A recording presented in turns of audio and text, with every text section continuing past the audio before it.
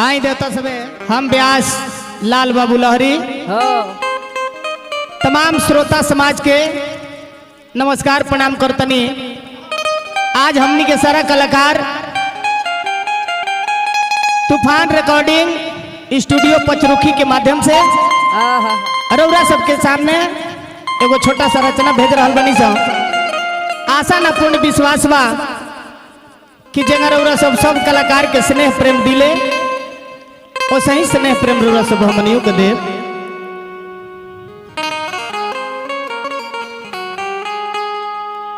साभा बीचे द्रौपदी अधीन बनी के पुकारिए मुरारी भैया। ए महाराज ई बात तो समय के बाद हस्तिनापुर नगरी में प्रकृति के कुछ ऐसा बनावल रहे जहाँ सूखल रहे वो जब पानी बुझाओ, जहाँ पानी रहे तहाँ सूखल बुझाओ। दुर्योधन जाता रहे सूखला चल जाता रहे पानी में। ई बात द्रौपदी देख के हंस दहली। दुर्योधन के ई बात सहन ना भइल। दुर्योधन प्रण कैले कि जा द्रौपदी आज तो हमारे के देख के हंसले बाड़ू, आन्हर के बेटा कहले बाड़ू, हम प्रण करत नहीं कि एक दिन बदला तारा से जरूर चुकाए। ए महाराज देखी समय केहू के होला ना, समय के पहरा जब आइल तो यह दुर्योधन और द्रौपदी के बीच सभा में वस्त्र के उतारा तरह कैसे गीत के माध्यम से रोरा सबको सुनावल जाता। सभा बीच द्रौपदी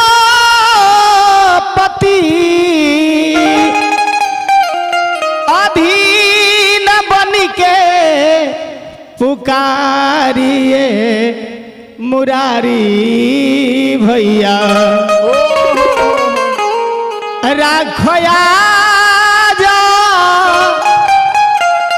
इज्जत हमारी हे मुरारी भैया। राखो इज्जत हमारी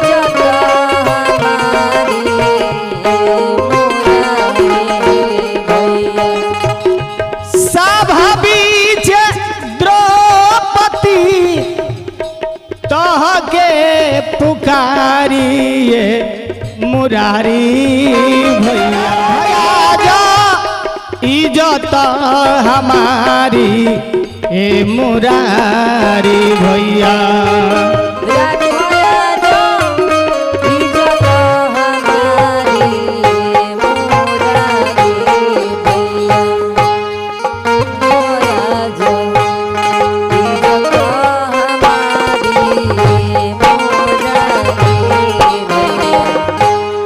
राखया जा इज्जत हमारी हे मुरारी भैया।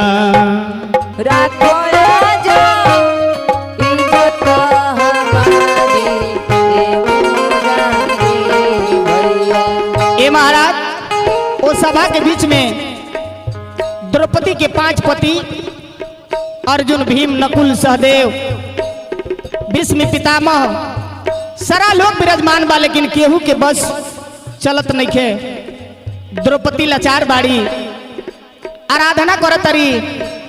देखी जब तक ले उनका मन में अभिमान रहे कि हमारे 5 पति बाड़े, एक से एक योद्धा बाड़े, तब तक ले कन्हई की कृपा ना भइल। लास्ट में जब उनका बुझाई कि अब हमार भरम बाची ना, अब हम लागत कि निर्वस्त्र हो जाए, आराधना करे लगली। सभा बीच द्रौपदी भीष्म प्रण गुरु सब सभवा के बीच। भीष्म प्रण गुरु भीष्म प्रण गुरु भीष्म प्रण गुरु सब सभवा के बीच शकुनी कौन बैठल बाड़े बनी के नीच बैठल बाड़े बनी के नीच।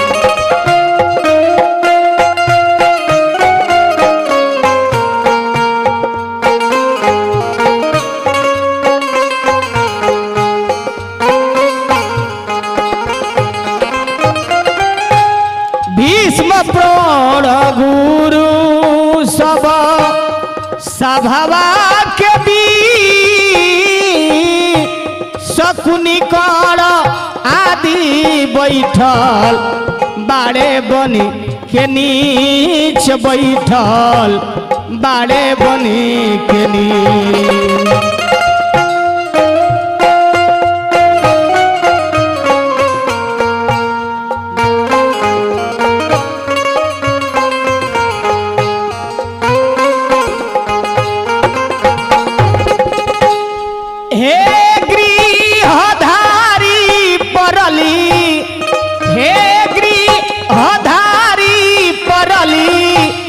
विपतया जभारी ये मुरारी भैया।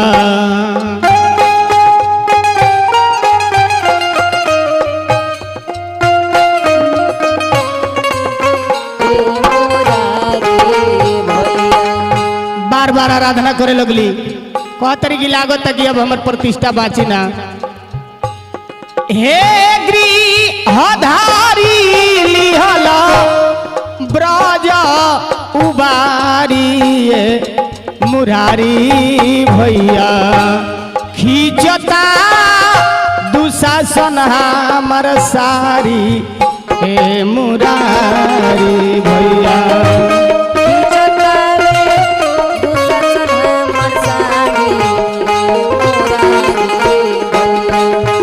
खींचता दुशासन हमर सारी हे मुरारी भैया।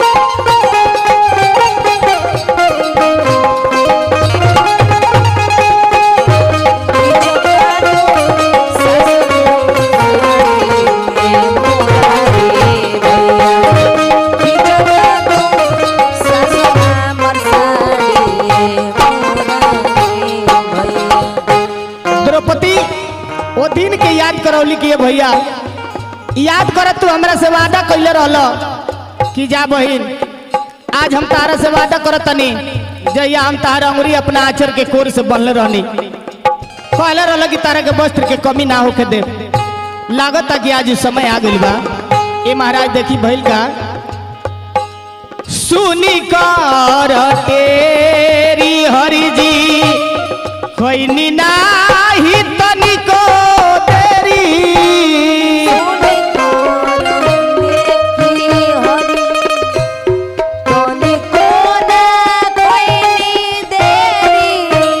सुनी कर तेरी हरि जी कोई नाही तनिको तेरी।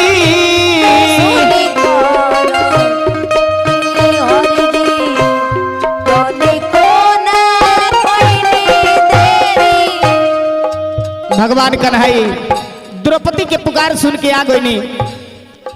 धीरे धीरे सारी बढ़े लागल।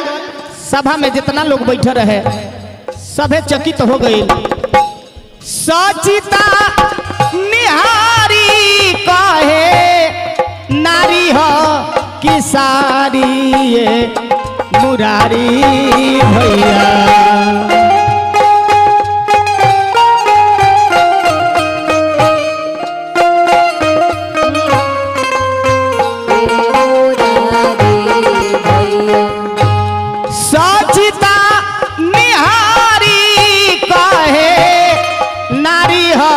की सारी ये मुरारी भैया राखी लिहला इज्जत हमारी हे मुरारी भैया इज्जत हमारी हे मुरारी भैया हो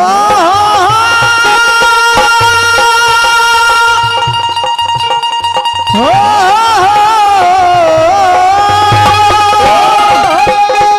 सभा बीच द्रौपदी तोहके पुकारिए मुरारी भैया रखया जा इज्जत हमारी हे मुरारी भैया